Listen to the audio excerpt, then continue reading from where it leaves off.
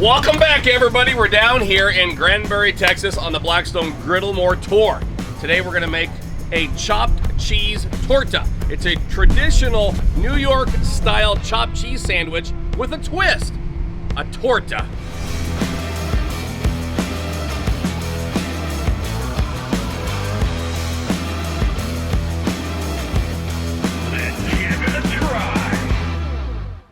Granbury, Texas. That's just south of Fort Worth. The fans showed up early, and that's what the Griddle More Tour is all about. It's about meeting the great people that make up Griddle Nation, hearing their stories, sharing laughs, giving autographs, taking pictures, and giving away lots of Blackstone swag, even a griddle or two along the way. At the center of it all is lots of sizzling hot, delicious food cooked on the Blackstone Griddle. I like to showcase exciting recipes that can be cooked for a family of 4 all the way up to groups of 50 or more, and these chopped cheese tortas are perfect for any lunch or dinner. So in a traditional New York style chopped cheese, it's a roll, it's ground beef, and then it's just a mixture of chopped onions and chopped tomatoes, maybe lettuce, but we kick it up a notch today. I love to infuse the flavors of the Southwest. To get started, I've got a whole bunch, about 20 pounds of 80/20 ground chuck. It's going to take a while. I'm going to cook it down on the griddle top, and then I'm going to season it up with Blackstone's Tequila lime seasoning. Now, if I was doing the traditional chopped cheese, it would be salt and pepper. So Tequila lime works perfectly for this recipe since we're taking it in a new Mexican direction. We're going to get that meat cooked, and you know I love that garlic paste. It's the easiest way to give your recipes fresh garlic flavor if you're in a time crunch when it comes to prep. Then towards the end, when the meat is close to being fully cooked, the beef has a nice color and texture, I'm going to add 2 different types of cheese. I'm going to add a processed American cheese, just like they do with the New York chopped cheese or the Philly cheesesteaks, but I'm also going to add in Mexican melting cheese such as queso chihuahua or queso quesadilla. Nothing melts like American cheese, and the Mexican melting cheeses do just that. They melt to perfection. The ultimate cheesy melt. Pull the meat and the cheese off to the side, and it's time for the rolls. I like to get the Sam's Club white hoagie rolls or the Walmart bakery fresh sub rolls. They work really well, and you can buy them in most cities in America. I'll do a little slice halfway through the rolls, and I'll put them down on the griddle, sort of the same way I toast my tortillas for the street tacos. I also like to squirt a little oil and add a little seasoning on the rolls. And then we serve them up. We put the ground cheesy beef on the roll, and I layer on some 505 roasted green chili, followed by chopped onions, fresh